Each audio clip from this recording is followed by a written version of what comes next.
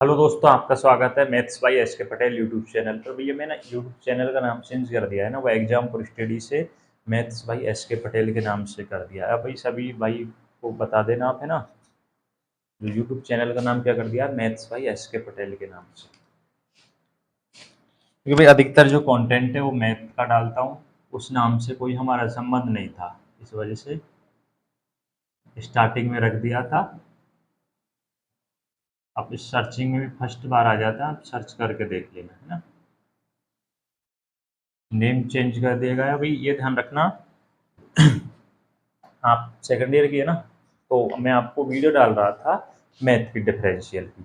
जो आपका अभी सिलेबस है एनईपी के हिसाब से ओनली मैथ का सिलेबस मालूम है भाई मेरे को, जिसमें डिफरेंशियल इक्वेशन है ना, और एक रियल एनालिसिस।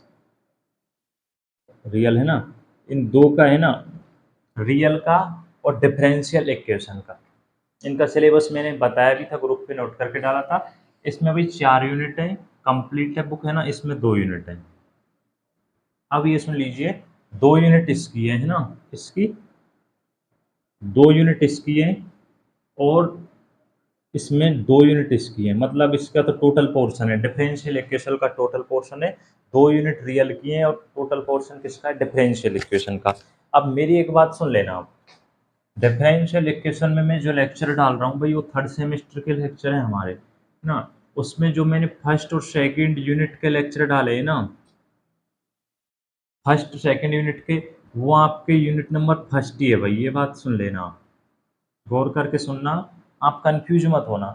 जो मैंने फर्स्ट यूनिट करा के सेकंड यूनिट करा के लेक्चर डाले, वो फर्स्ट यूनिट के लेक्चर हैं। वो ये मत सोचना वो पुराने उससे पैटर्न से। क्वेश्चन वही है, सिलेबस वही है, कुछ चेंज नहीं होता, सिर्फ आपका पेपर का पैटर्न चेंज है, इस वजह से। नहीं, वही क्वेश्चन है सारे। तो फर्स्ट और सेकंड यूनिट है, उसको आप फर्स्ट यूनिट मान लेना। अब मैं थर्ड और फोर्थ यूनिट के डालूंगा, वो आपकी सेकंड यूनिट हो जाएगी, है ना। क्योंकि आपके दो दो यूनिट में डिवाइड हो जाएगा, 2 यूनिट इसकी, 2 यूनिट इसकी, इस तरह से 4 यूनिट हो जाएंगी ना। तो यहाँ से ये समझ लेना भाई, जो फर्स्ट और सेकंड के लेक्चर डाले हैं वो आपकी फर्स्ट यूनिट है। अब मैं थर्ड और फोर्थ के डालूंगा, वो आपकी सेकंड यूनिट है। समझ रहे हो ना। उसमें टोटल 5 लेक्चर है, और डिफरेंशियल में आपके बहुत अच्छे अंक आ जाएंगे भाई, ये ध्यान रखना। क्योंकि मैं थर्ड सेमेस्टर गया, फोर्थ गया, फर्स्ट गया, सेकंड गया, डिफरेंशियल में 35 नंबर का जो पेपर आता है, उसमें लेक्चर में से 25 तो मिनिमम आ जाता है। थर्ड और फोर्थ में तो 28-29 का पूरा पेपर आया था भाई। मैं भी उतना ही पढ़ता हूँ। थर्ड में मेरे तो 35 में से ना 30 प्लस नंबर थे इसमें, थर्ड और फोर्थ दोनों में। डिफरेंशियल में अच्छे नंबर आते हैं। डिफरेंशियल इक्वेशन है, पहले डिफरेंट कैलकुलस थी, फिर इंटीग्रेशन वाली थी, वो भी सेकंड सेमेस्टर में थी, है ना। तो इस तरह से पोर्शन चलता है। आप नो टेंशन रहना, फिजिक्स केमिस्ट्री की वीडियो भी डाल दूंगा मैं विद सॉल्यूशन सहित, आपका सिलेबस आ जाएगा तब। वीडियो भाई वो पुरानी है, लेकिन ये मत सोचना वही सिलेबस है, वो इसी तरह से कराई गई है। वो मैं जोड़ कर डाल दूंगा जो आपका सिलेबस है उस हिसाब से, कुछ थर्ड की मिलाकर, कुछ फोर्थ की। रियल के लेक्चर भी डाल दूंगा, लेकिन रियल की अभी मेरे को यूनिट मालूम नहीं है, डिफरेंशियल की यूनिट मालूम है, इस वजह से डिफरेंशियल के लेक्चर डाल रहा हूँ। ये समझ लेना, फर्स्ट और सेकंड यूनिट है वो आपके फर्स्ट है, मैं आप थर्ड फोर्थ डाल लूंगा, वो आपके सेकंड यूनिट है। समझ रहे हो ना। कंफ्यूज मत होना, सारे क्वेश्चन अच्छे से करना, जो लेक्चर में बताएं उन क्वेश्चन की अवश्य प्रैक्टिस करना। और यूट्यूब चैनल का नाम चेंज ही कर देगा, मैथ्स बाय एस के पटेल। और आपको पीडीएफ वगैरह आपको ज़रूरत होगी फिजिक्स केमिस्ट्री में, तो टेलीग्राम चैनल भी इसी नेम से, उसको फॉलो कर लेना। व्हाट्सएप चैनल, जो व्हाट्सएप ग्रुप पे ज्वाइन नहीं है, वो व्हाट्सएप ग्रुप में ज्वाइन हो जाना। नंबर सभी के पास होगा, 9116745454 भैया, है ना। सुन रहे हो ना, इस तरह से सभी के पास नंबर भी होगा। और मैं आपको नोट्स भी प्रोवाइड करवा दूंगा। वैसे आपको ज़रूरत नहीं रहेगी इस सेम में, क्योंकि इस सेम में मैंने वीडियो में अच्छे से कराया है, सब सॉल्यूशन सहित कराया है, तो नोट्स की ज़रूरत रहेगी नहीं। फिजिक्स केमिस्ट्री मैथ में तो कराते ही हूँ। ध्यान रखना, अब हर वीडियो में स्टार्टिंग में थोड़ा पोर्शन चेंज हो सकता है चैनल की वजह से, है ना। इसी ड्रेस में देख सकता हूँ, ठीक है भाई। वीडियो में जो क्वेश्चंस कराता हूँ आप उनकी प्रैक्टिस अवश्य कर लेना, उनमें से ही आपको सेमेस्टर एग्जाम में क्वेश्चन देखने को मिल जाएगा। तो देखिए, पहले इसका कुछ सूत्र देख लीजिए।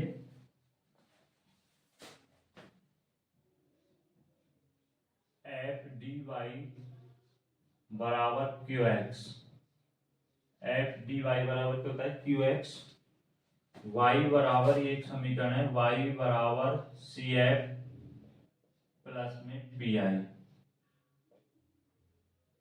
वाई बराबर सी एफ प्लस में पी आई। सी एफ क्या है यहाँ पर, पूरक फलन, सी एफ क्या है भैया, पूरक फलन, सी एफ क्या है, पूरक फलन, और पी आई क्या है, विशिष्ट समाकल, विशिष्ट समाकलन है, विशिष्ट समाकल। इस पूरी यूनिट में आपको क्या करना है, इस समीकरण से में के रूप में आंसर आएगा, आपको सी एफ और पी आई निकालना है, पूरक फलन और विशिष्ट समाकल निकालना है। देखिए आपको सी एफ निकालने की कुछ विधियां हैं, उनको याद रखना होगा। सी एफ ज्ञात करने की विधियां, सी एफ ज्ञात करने की विधियां, इस पूरी यूनिट में आपको सी एफ और पी आई निकालना है, सी एफ ज्ञात करने की विधियां।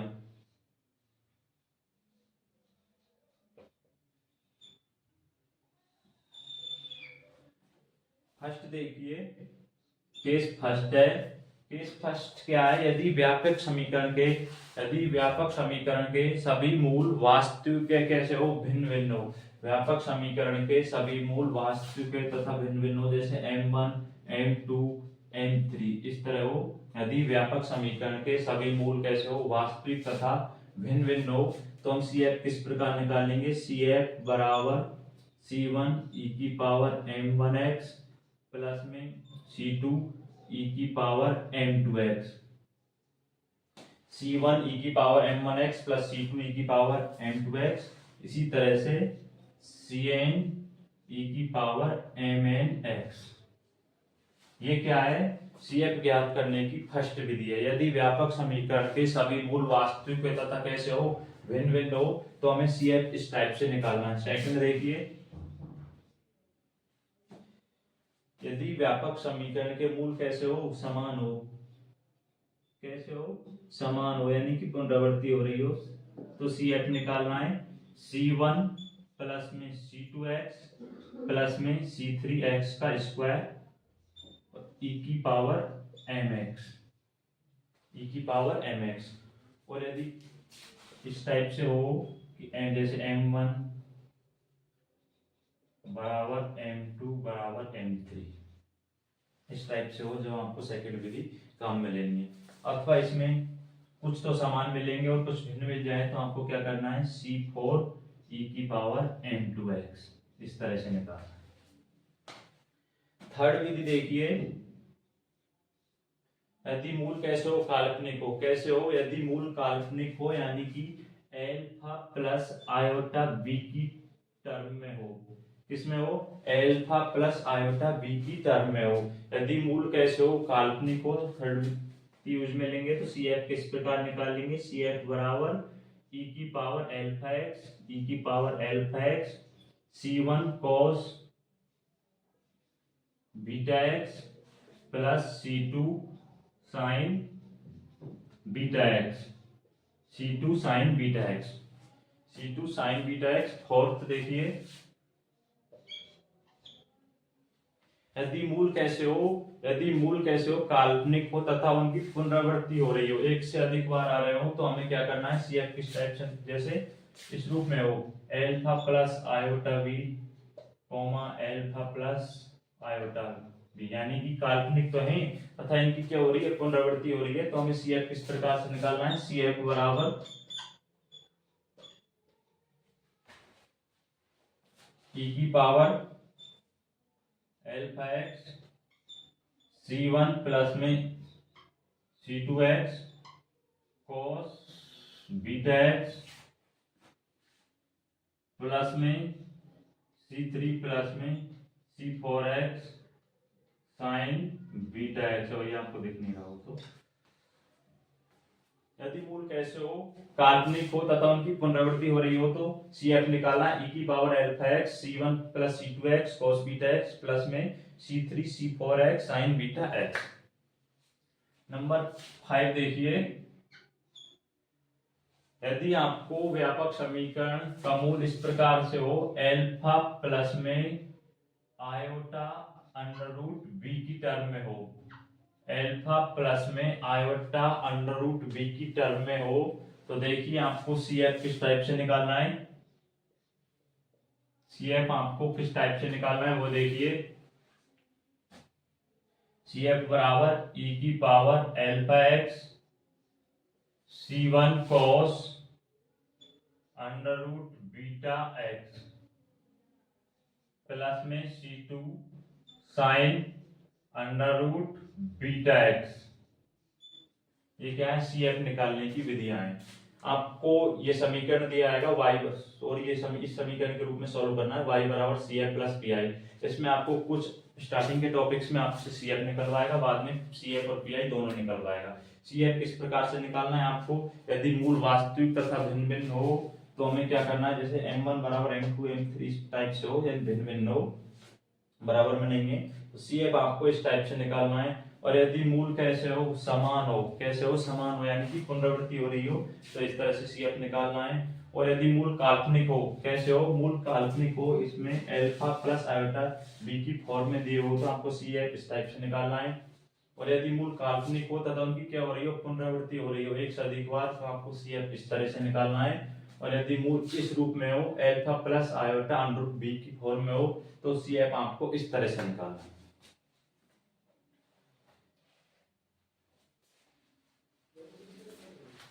इन सबको आप याद कर लेगा भैया अच्छे से, तभी आप क्वेश्चंस कर पाएंगे आगे के। कुछ मैं क्वेश्चन आपको सी एफ के बता देता हूँ, फिर आपको पी आई के बताता हूँ।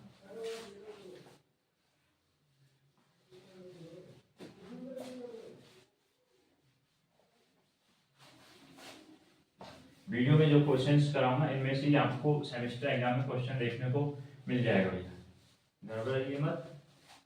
बाकी के क्वेश्चंस की प्रैक्टिस करने की आपको जरूरत है नहीं, आप इनमें से ही क्वेश्चन आपको मिल जाएगा, विश्वास रखना।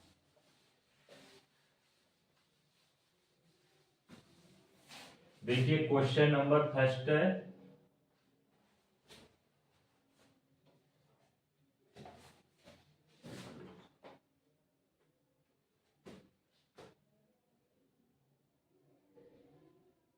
D Q y upon D x q minus D square Y upon D x का square minus D Y upon D x plus में वाई बराबर 0, वाई बराबर में 0। आपको क्या करना है, सॉल्व करना है। आपको लिखाएगा क्वेश्चन में, सॉल्व कीजिए। अब आपको ये ध्यान रखना है, क्वेश्चन में आपके समझ नहीं आ रहा होगा कि क्या निकालना है, सी एफ निकालना है कि पी आई निकालना है। उसके लिए आपको ध्यान रखना, यदि इक्वल में 0 हो, क्या हो, इक्वल में 0 हो तो आपको सी एफ निकालना है, और यदि 0 नहीं हो तो आपको सी एफ और पी आई दोनों निकालना है। तो इस क्वेश्चन में आपको क्या निकालना है, सी एफ निकालना है। तो देखिए क्वेश्चंस को देख लीजिए, आपको स्टार्टिंग में कैसे लिखना होगा, हर क्वेश्चन में इसी तरह से d अपॉन डी एक्स की जगह हम क्या लिख सकते हैं, d अपॉन डी एक्स की जगह हम कैपिटल D लिख सकते हैं।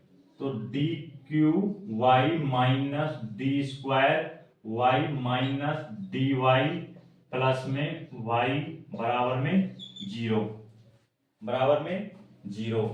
इसमें से देखिए आपको सभी में से y कॉमन आ रहा है, डी स्क्वायर माइनस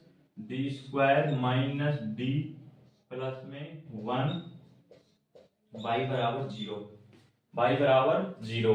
इस तरह से आपको हर क्वेश्चन में करना है भैया, सी एफ निकालना हो या पी आई निकालना हो, सब में इस तरह से करना है आपको। D square D upon D x की जगह आपको क्या लिखना है, कैपिटल डी। अब इसलिए इसका सहायक समीकरण, इसलिए इसका सहायक समीकरण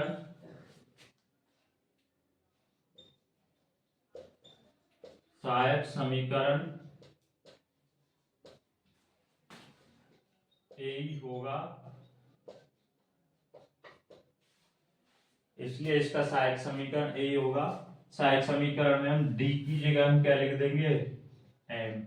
डी की जगह क्या लिख देंगे, एम, यानी कि M cube minus M square minus M plus में 1 बराबर में 0। अब इसको आप सॉल्व कीजिए। ये तो आप छोटी क्लासों से करते आ रहे हैं, बल्कि आपको ऐसे करना है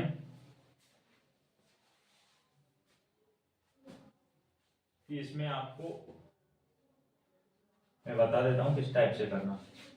आप इस तरह से M cube minus M square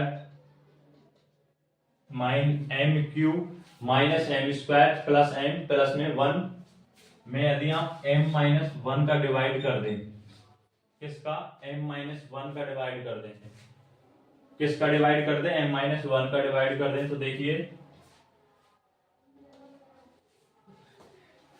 आवाज की प्रॉब्लम आ रही हुई है थोड़ी सी।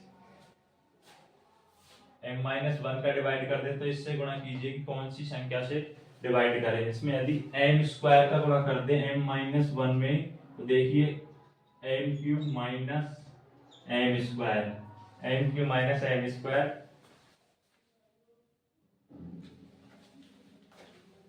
कचरे की गाड़ी में गई भी क्या इस वजह से उससे आवाज में। देखिए इसमें यदि एम स्क्वायर का गुणा कर दे तो M cube minus M square हो जाएगा, ये माइनस प्लस ये कैंसिल हो जाएगा, तो इसमें ये माइनस है भैया, माइनस शेष रह जाएगा माइनस एम प्लस 1। अब इसमें कौन सी संख्या से गुणा करें, ये टर्म बन जाए तो माइनस 1 से गुणा कर दीजिए, तो माइनस एम प्लस में 1 प्लस माइनस कैंसिल हो जाएगा, तो आपको क्या टर्म निकल कर आएगी, m minus 1 M square minus 1 बराबर में 0। अब m बराबर आएगा 1, m बराबर 1 और m स्क्वायर बराबर 1, m स्क्वायर बराबर क्या आ जाएगा 1 आ जाएगा, m बराबर under root plus minus 1, m बराबर क्या आएगा प्लस माइनस 1, यानी कि m बराबर क्या आ जाएगा 1 1 और माइनस 1। तो आपको CF किस टाइप से लिखना है, CF बराबर C1 प्लस में C2x e की पावर x प्लस में e की power minus x, C3 e की पावर माइनस x।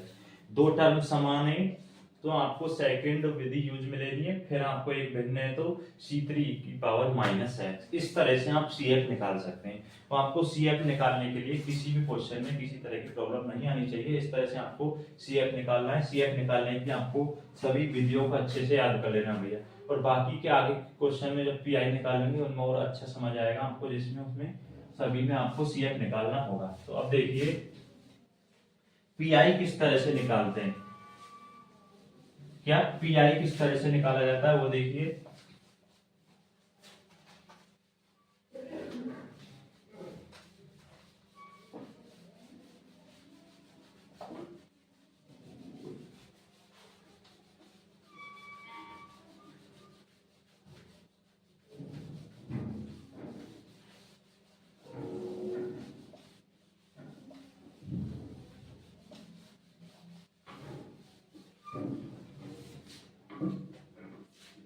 विशिष्ट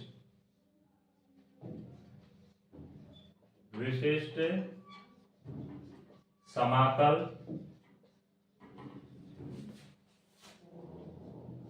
ज्ञात करने की विधि, विशिष्ट समाकल ज्ञात करने की विधि। विशिष्ट समाकल यानी कि PI किस तरह से निकालते हैं।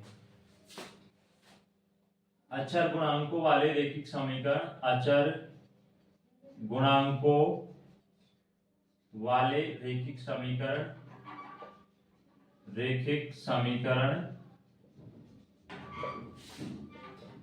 f dy बराबर qx, f dy बराबर में qx। तो आपको PI किस तरह से निकालना है वे देखिए, इस रूप में हो f dy बराबर qx, तो 1 अपॉन में f d इंटू में qx, फिर आपको अगले स्टेप में क्या करना है, एफ डी इसको इस रूप में लिखना है, डी माइनस एल्फा के रूप में लिखना है। किस में लिखना है, एफ डी को डी माइनस एल्फा के रूप में, और क्यू एक्स बराबर में अंत में जब आपको आंसर निकालना है यानी कि पी आई बराबर, तो आपको क्या करना है, ई की पावर एल्फा एक्स, ई की पावर एल्फा एक्स इंटीग्रेशन ई की पावर माइनस एल्फा एक्स, ई की पावर माइनस एल्फा एक्स और क्यू एक्स dx। यहाँ पे क्वेश्चंस कराएंगे जब अच्छे से समझ आएगा। अचर गुणांकों वाले रैखिक समीकरण एफ डी वाई बराबर क्यू एक्स, पी आई आपको इस तरह से निकालना है 1/fd डॉट यानी कि गुणा में क्यू एक्स। क्यू एक्स क्या होता है, जो समीकरण के बराबर में होता है। अगर आपको समीकरण के बराबर में 0 है तो आपको केवल सी एफ निकालना है, और यदि कुछ और पद दे रखा है तो आपको क्या निकालना है, पी आई और सी एफ दोनों निकालने हैं। तो पी आई इस तरह से आप निकालते हैं। कुछ विशिष्ट सूत्र हैं उनको देखिए, जैसे ई की पावर आयोटा थीटा बराबर, इस तरह से आपको कोई टर्म दिख जाए ई की पावर आयोटा थीटा बराबर, तो आपको cos थीटा प्लस में आयोटा साइन थीटा इस रूप में लिखना है, cos theta plus iota sine theta. और सेकंड देखिए ई की पावर माइनस आयोटा थीटा बराबर इस रूप में हो तो cos theta minus iota sine theta, minus iota sine theta.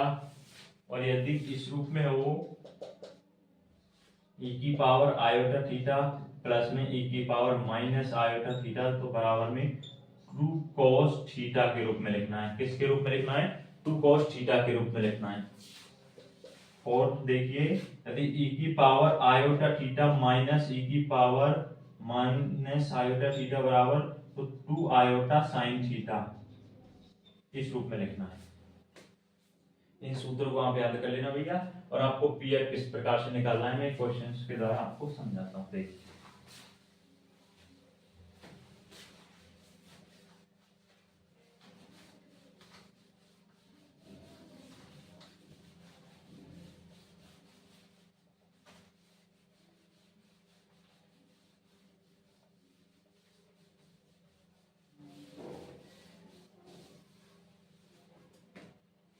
Question number second देखिए, इससे पहले मैं क्वेश्चन और करा चुका हूं, वो आपको सीएफ का था।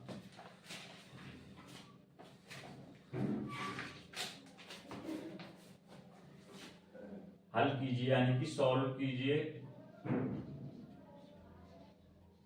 हल कीजिए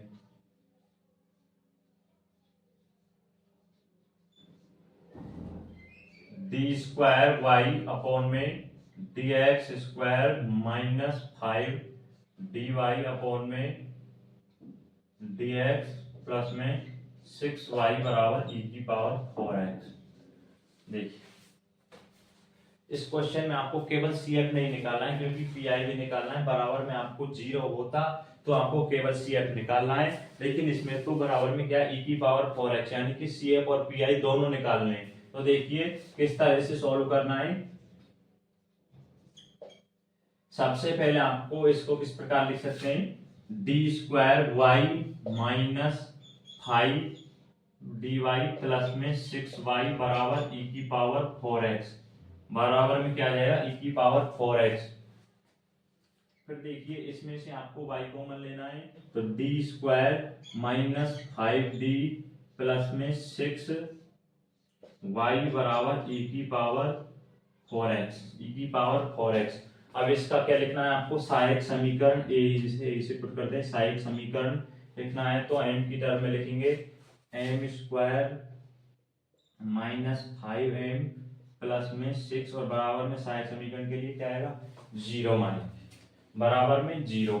अब इसको घटकों में विभाजित कीजिए तो m माइनस 3 m माइनस 2 के रूप में विभाजित होगा। आप गुणा करके देख लेना, ये टर्म निकल कर आएगी m माइनस 3 m माइनस 2 बराबर में 0। तो m बराबर आएगा 3 और 2, m के दो मान निकल कर आएंगे, m बराबर 3 और 2। अब यहां से आप CF आसानी से निकाल सकते हैं। CF बराबर होगा C1 e की पावर 3x प्लस में C2 e की पावर में 2x। CF क्या होगा, C1 e3x प्लस में C2 e की पावर 2x। इसे आप समीकरण नंबर 1 मान लीजिए, इसे आप समीकरण नंबर 2 मान लीजिए। अब आपको PI निकालना है। क्या निकालना है भैया, PI निकालना है। क्या निकालना है, PI निकालना है। पी आई हम किस प्रकार से निकालते हैं, 1/FD इंटू में क्यू एक्स, किस टाइप से निकालते हैं, 1/FD इंटू में क्यू एक्स। तो देखिए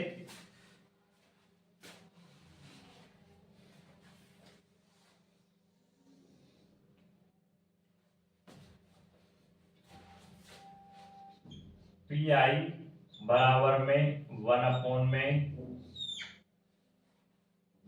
डी स्क्वायर -5D प्लस में 6 इंटू में क्यू एक्स क्या, ई की पावर 4x, क्या ई की power 4x।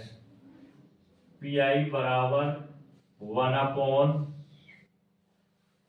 D square -5D plus 6 को हम इस तरह से लिख सकते हैं कि D -3 और D -2 ई की पावर 4x, ई की पावर 4x, ई की पावर 4x। अब देखिए आपको किसी क्वेश्चन में ऐसी टर्म बन जाती है तो आपको किस तरह से सॉल्व करना है, देख लेना भैया। 1/D minus base D -3D -2 base आप 12th में समाकल पढ़ा होगा, आप उस टाइप से सॉल्व करेंगे तो क्वेश्चन बहुत लेंथी हो जाएगा, लेकिन आपको किस तरह से सॉल्व करना है वो देखिए। 1/D -3 D -2, वैसे तो मैं वीडियो में जो क्वेश्चंस कराऊंगा उनमें से आ जाएगा, लेकिन अगर कोई अदर क्वेश्चन आ जाता है तो उसमें ऐसी टर्म बन जाती है तो आपको किस तरह से सॉल्व करना है देख लीजिए। इसको आपको इस तरह से लिखना है A/D -3 प्लस में B/D -2, B/D -2। अब यहां से आपको A और B के मान निकालने, तो किस तरह करना है, इसका गुणा कीजिए, इसका वज्र गुणा कर दीजिए, तो 1 बराबर इधर की साइड तो 1 बराबर इसका गुणा इधर की टर्म में करना है। D -3 D -2 का इसके साथ करेंगे तो D -3 तो कैंसिल हो जाएगा, आ जाएगा D -2A, A इंटू में D -2 प्लस में, अब D -2 कैंसिल हो जाएगा तो B D -3 क्या आ जाएगा, BD -3। अब यहां से आपको A और B के मान निकालने हैं, तो आप मान लीजिए फर्स्ट में D बराबर आप 2 मान लीजिए, फर्स्ट में D बराबर आप 2 मानेंगे तो 1 A 2 -2 0 हो जाएगा, B 2 -3, यानी कि B बराबर क्या आ जाएगा, B बराबर भैया -1 आ जाएगा, B बराबर क्या आएगा, -1। अब आप D बराबर 3 मान लीजिए, D बराबर 3 समीकरण में रखिए तो A बराबर क्या आ जाएगा, 1 आ जाएगा, A बराबर क्या आ जाएगा, 1 आ जाएगा, A बराबर क्या आ जाएगा, 1 आ जाएगा। स्क्रीनशॉट ले लीजिए, CF ध्यान रखना वो क्या निकल कर आया है, मैं इसको मिटा रहा हूं।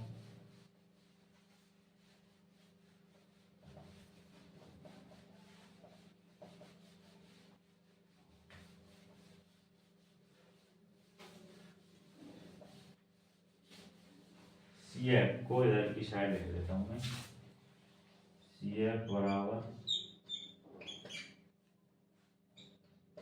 C1 e की power 3x plus C2 e की पावर 2x, ये CF निकल कर आया है।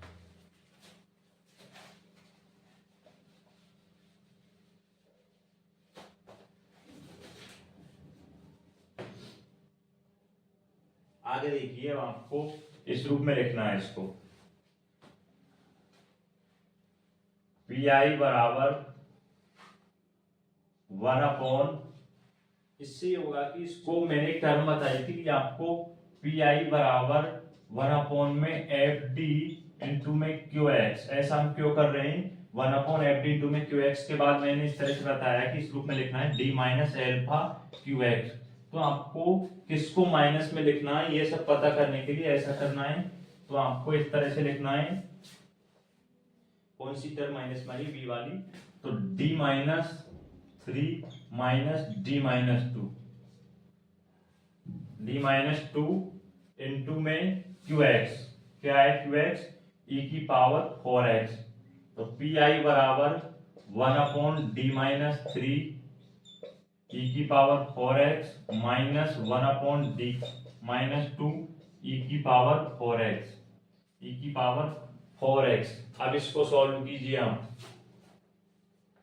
इसको आपको क्या करना है भैया, सॉल्व कीजिए।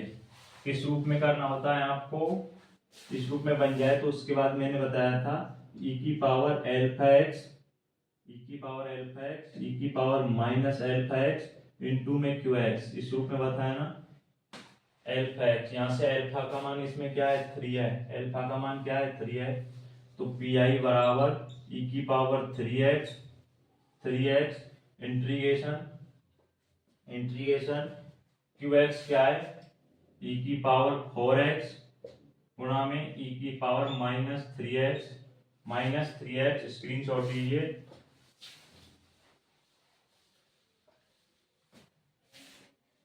थ्री एक्स माइनस ई की पावर एल्फा एक्स, ई की पावर एल्फा का मान इसमें क्या है 2 है, तो ई की पावर 2x इंटीग्रेशन ई की पावर 4x डॉट ई की पावर माइनस 2x dx।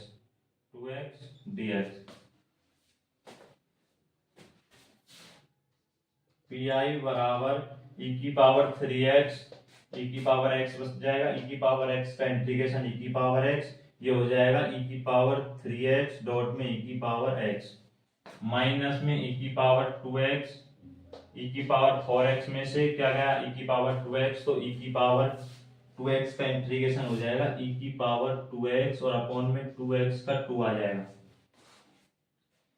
तो ई की पावर 4x माइनस ई की पावर 4x अपॉन में 2। सॉल्व कीजिए तो पी आई निकल कर आएगा भैया ई की पावर 4x अपॉन में 2, ये पी आई निकल कर आएगा। क्या निकल कर आएगा, पी आई निकल कर आएगा। और इक्वेशन क्या होती थी, क्या होती ना, y बराबर लास्ट में आपको किस रूप में लिखना है, y बराबर सी एफ प्लस में पी आई, y बराबर सी एफ प्लस में पी आई, तो y बराबर सी एफ क्या निकल कर आया है C1 ई की पावर 3x प्लस में C2 ई की पावर 2x प्लस में पी आई क्या है ई की पावर 4x अपॉन में 2, ये आपका क्या हो जाएगा आंसर हो जाएगा। इस तरह से आपको पी आई निकालना है, इस तरह से आपको क्या निकालना है पी आई निकालना है। नेक्स्ट देखिए, नेक्स्ट टॉपिक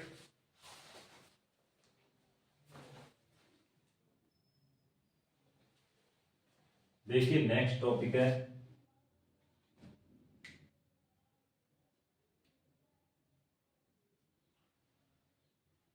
कुछ विशेष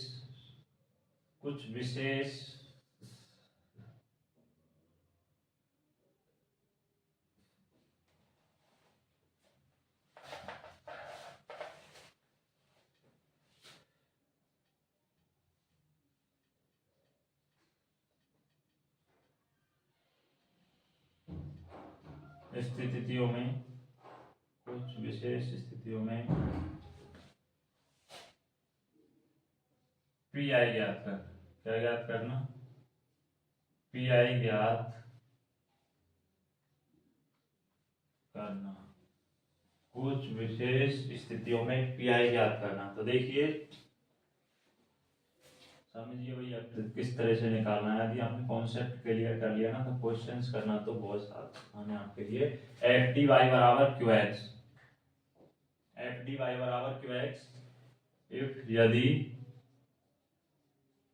यदि एफ क्यू एक्स बराबर क्या हो ई की पावर ए एक्स हो, जो क्यू एक्स है वो ई की पावर ए एक्स की टर्म में हो, किस में हो क्यू एक्स किसके रूप में हो ई की पावर ए एक्स की टर्म में हो, तो आपको क्वेश्चन को किस तरह से सॉल्व करना है। इससे पहले का क्वेश्चन भी ई की पावर ए एक्स की टर्म में था, लेकिन आप उस तरह से भी सॉल्व कर सकते हैं, लेकिन कुछ क्वेश्चन हो जाएंगे, लेकिन कुछ क्वेश्चन इस तरह से सॉल्व नहीं होंगे जैसे आपने पिछला क्वेश्चन करा था।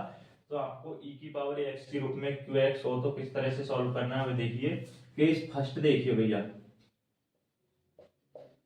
यदि एफ ए बराबर क्या हो 0 हो, एफ ए बराबर क्या हो 0, तब तो आपको इसी तरह करना है जैसे आपने इससे पहले एक क्वेश्चन किया था, question number second, F D Q x, इसी तरह से आपको क्वेश्चंस करना है। किस तरह से करना है, यदि क्यू एक्स बराबर ई की पावर एक्स वाली टर्म के हैं, एफ ए बराबर 0 हो, तो आपको इसी तरह करना है जिससे आपने क्वेश्चन 2 किया था। केस सेकंड देखिए, केस नंबर सेकंड, यदि एफ ए नॉट इक्वल किसके हो 0 के हो, नॉट इक्वल 0 के हो, तो आपको पी आई किस तरह निकालना है वे देखिए।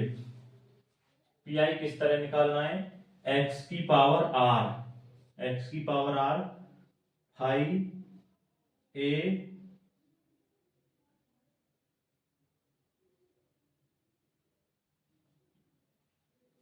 आर और ई की पावर ए एक्स,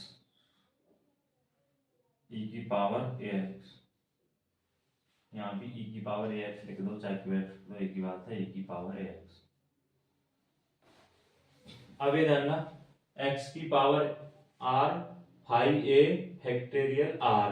अब आपको r कैसे, r क्या होता है ये देखिए, जो d माइनस ए ना फाइव ए, यानी कि d माइनस ए, जो d माइनस ए बनता है ना क्वेश्चन में, इससे पहले क्वेश्चन में देखा होता, उसकी जो पावर है वही क्या होती है, r होती है। d माइनस ए की पावर, d माइनस ए की पावर r क्या होगी, r होगी। तो देखिए ये पी आई ज्ञात करने की क्या है, कुछ विशेष स्थितियों में पी आई ज्ञात करना, जब आपको क्यू एक्स किसके रूप में दिया हो, ई की पावर ए एक्स की टर्म में दिया हो, तो आपको पी आई किस तरह से निकालना है। केस फर्स्ट, यदि एफ ए बराबर किसके हो 0 के हो, तो आपको उसी तरह से निकालना है जैसे क्वेश्चन नंबर सेकंड किया था, और यदि एफ ए नॉट इक्वल 0 हो तो इस तरह से निकालना है। अब देखिए दो सूत्र और हैं, cos हाइपरबोलिक x, इसको हम किस तरह लिख सकते हैं, e की पावर x प्लस में e की पावर माइनस x अपॉन में 2, e की पावर x प्लस में e की पावर माइनस x अपॉन में 2 cos हाइपरबोलिक x, और एक है सेकंड साइन हाइपरबोलिक x को किस तरह से लिखना है, e की पावर x माइनस e की पावर माइनस x अपॉन में 2, याद कर लेना भैया। अब देखिए न्यूमेरिकल,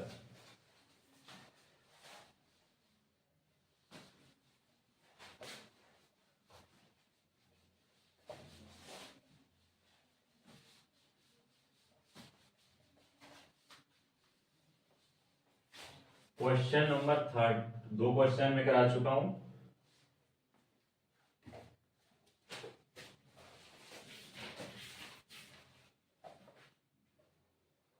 क्वेश्चन नंबर थर्ड देखिए, सॉल्व कीजिए, सॉल्व कीजिए, 3d²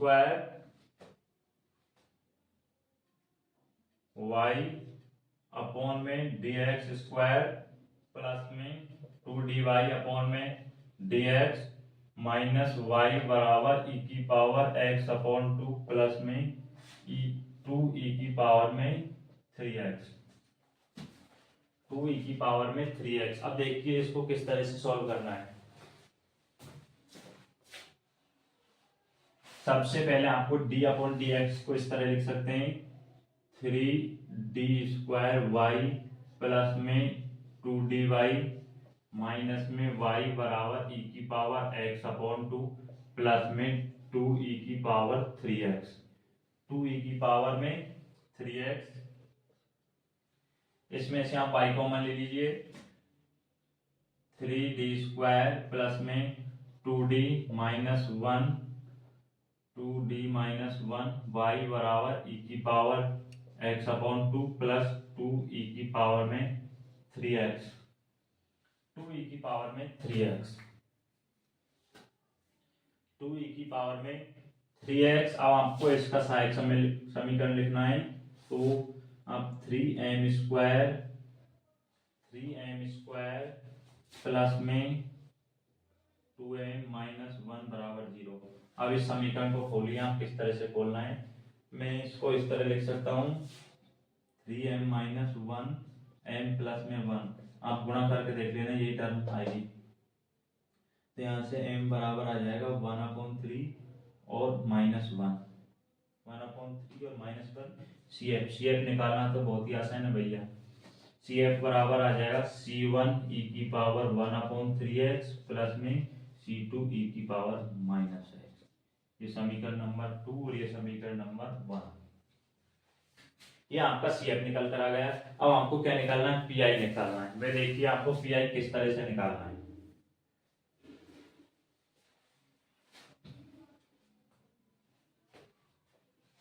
PI निकालना है यानी कि 1/FD इंटू में QX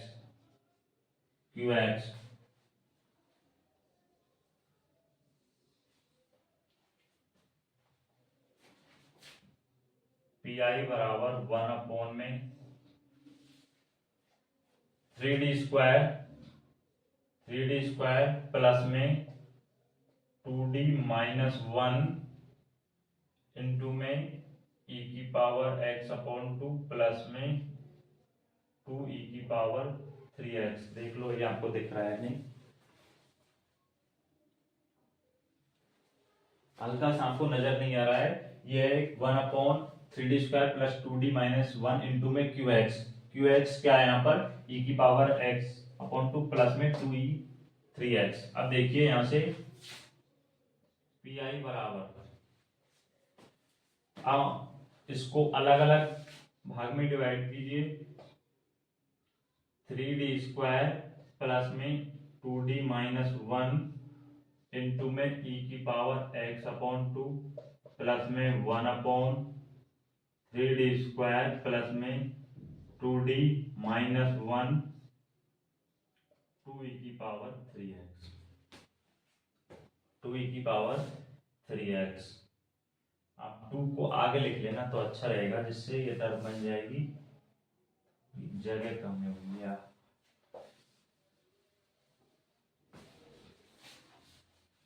यहाँ से लिख दिया PI बराबर 1/3D² प्लस में 2D-1 इंटू में e की पावर x/2 प्लस में 2 को आगे लिए 1/3D² प्लस में 2D-1 इंटू में 2e की पावर 3x। 2 तो आगे ले लिए, सॉरी, e की पावर में 3x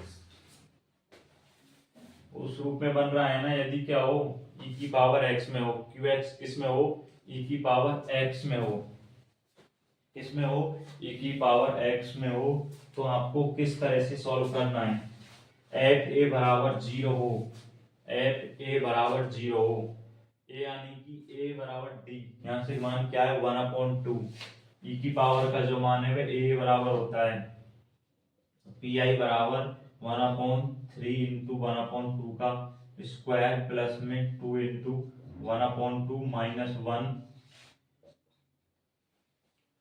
e की पावर x/2 प्लस में 2 इंटू 2/3 इंटू 3 का स्क्वायर प्लस में 2 इंटू 3 -1 e की पावर 3x। PI बराबर देखिए सॉल्व कीजिए, 3/4 हो जाएगा, 2 से 2 कैंसल, 1 से 1 कैंसल हो जाएगा, यानी कि 4/3 e की पावर x/2 प्लस में 27 प्लस में 5 32 यानी कि 1/16 e की पावर 3x। ये आपका क्या निकल कर आएगा? PI निकल कर आएगा। PI निकल कर आएगा भैया। और CF ये था, तो y बराबर क्या होता है? CF प्लस में PI।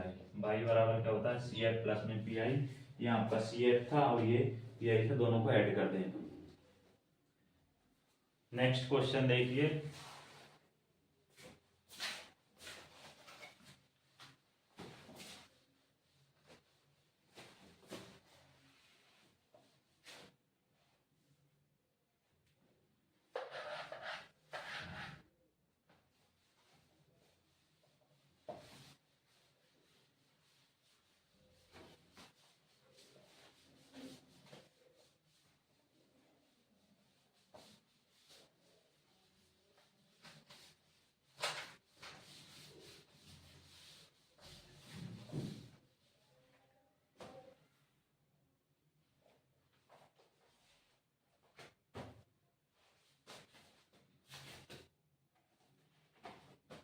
क्वेश्चन नंबर 4 देखिए, डी स्क्वायर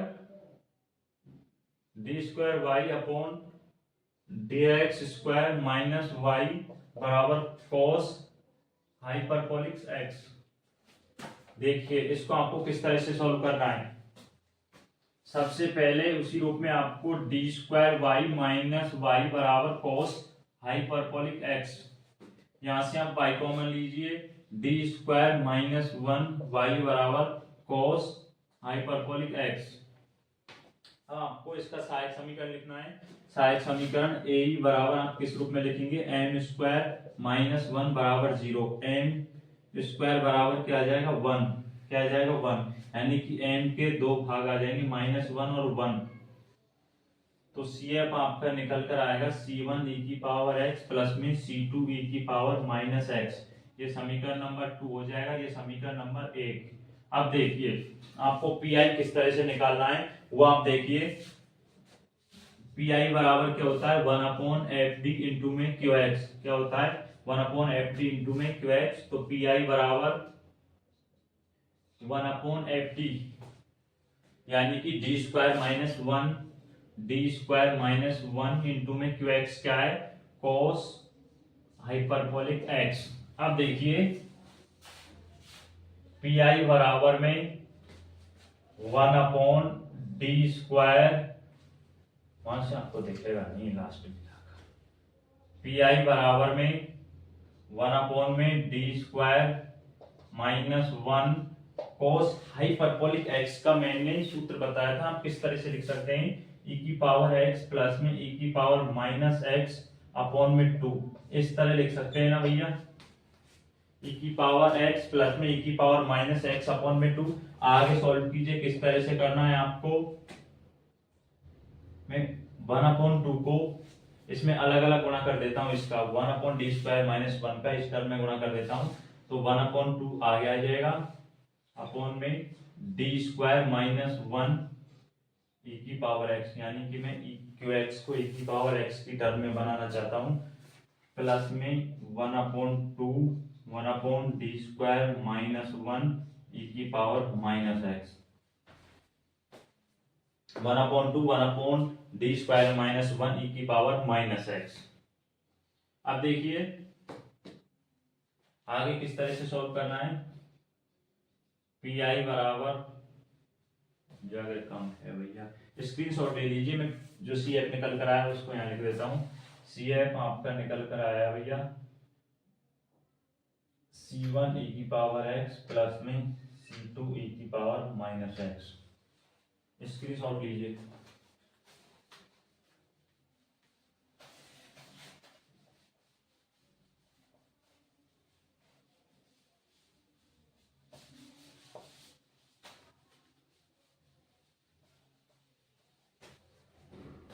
आगे देखिए इस टर्म को किस तरह से सॉल्व करना है। पी बराबर 1 अपॉन 2 1 अपॉन में, इसको हम लिख सकते हैं d प्लस 1 में, और d माइनस 1 e की पावर x प्लस में 1 upon 2 1 upon d plus o, शायद सूत्र सही है क्या, cos हाइपरबोलिक x का सही है, d प्लस में 1 और d माइनस 1 e की पावर माइनस x, e की पावर माइनस x। अब देखिए आपको किस तरह से सॉल्व करना है। e की पावर x में बन रहा है, तो मैंने दो केस बताए थे। फर्स्ट यदि एफ ए बराबर 0 हो, एफ ए बराबर क्या हो 0 हो,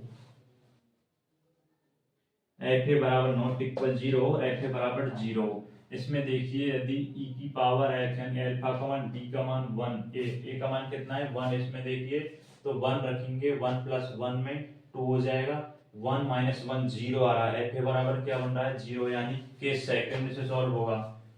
तो पी आई बराबर 1 अपॉन 2, इसमें 1 प्लस में 1 d माइनस 1, एफ ए बराबर 0 हो, जबकि उसमें केस सेकंड ये था, तो केस सेकंड है ना वो ये था भैया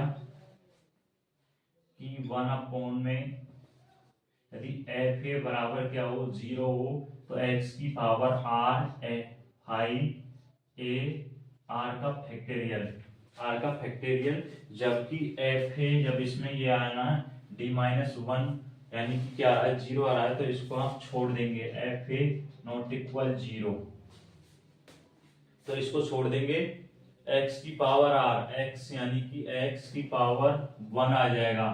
r क्या होता था, D-1 है, d जो D-1 है ना, इसकी पावर होता था, और 1 का फैक्टेरियल e की पावर x प्लस में 1/2 क्या आ जाएगा, 1/2, इसमें भी वही बनेगा 1/, अरे इसमें मेरे को कंफ्यूज ये है कि माइनस में ऐसा है,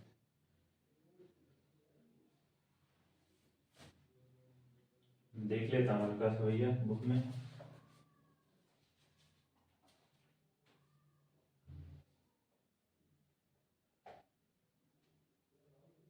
हाँ सॉरी ये है ना, e की पावर -x है ना, तो ये a का मान कितना है, -1 प्लस में 1 रखेंगे तो ये तो 0 हो जाएगा ना, मैं इसको मिटा देता हूं।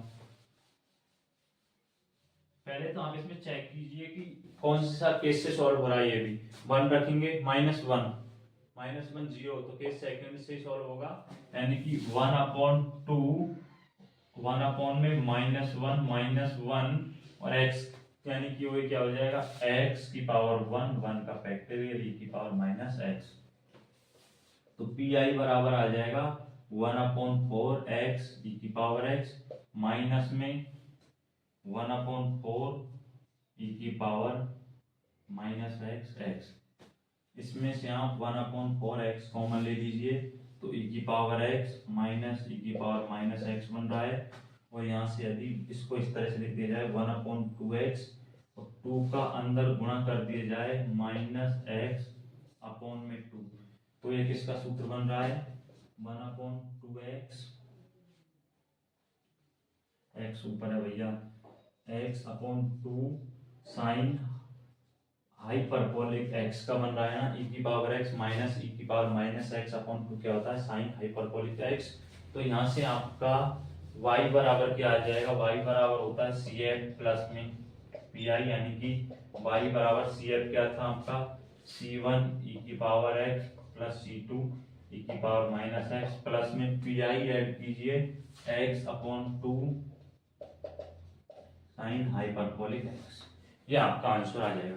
क्वेश्चन एक बार में बोर्ड पर नहीं आता है तो आप स्क्रीनशॉट ले लिया करो, मैं मिटा देता हूँ इसका, जिससे आपको थोड़ी समझने में प्रॉब्लम नहीं आए, लेकिन ऐसा लगता होगा कब कहाँ कैसे कर दिया, थोड़ा तो स्क्रीनशॉट ले लिया करो। कोशिश पूरी करता हूँ एक बार में आ जाए, पर लेंथी क्वेश्चन होते हैं वो नहीं आ पाते। इस लेक्चर में हमने आपको 4 क्वेश्चंस बता दिए, साथ में 3 टॉपिक्स, 3 तरह से आपको, पहले आपको CF निकालना है, फिर आपको PI किस तरह से निकालना है, फिर कुछ विशेष परिस्थितियों में जैसे QX e की पावर x की टर्म में हो, लेकिन आप सूत्रों को अवश्य याद कर लेना और देख लेना कि PI और CF आपको किस तरह से निकालना है। इसी तरह के क्वेश्चन आ गए हैं लेक्चर में।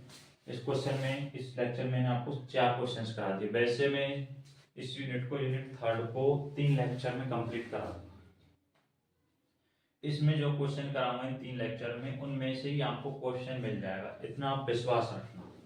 साथ में कॉन्सेप्ट भी क्लियर करते जाना कि कैसे क्वेश्चन को आपको सॉल्व करना है, CF PI किस तरह से निकालना है। आगे के लेक्चर में क्या कुछ नहीं, PI निकालने की कुछ और विधि आएंगी, बस यही करना। पहले आप इस लेक्चर को देखना, बाद में जो नेक्स्ट वीडियो आएगी उसको देखना। तो वीडियो को लाइक करें, शेयर करें और चैनल को जरूर सब्सक्राइब कर दिया करें और वीडियो को शेयर भी कर दिया करें भैया। Thank you.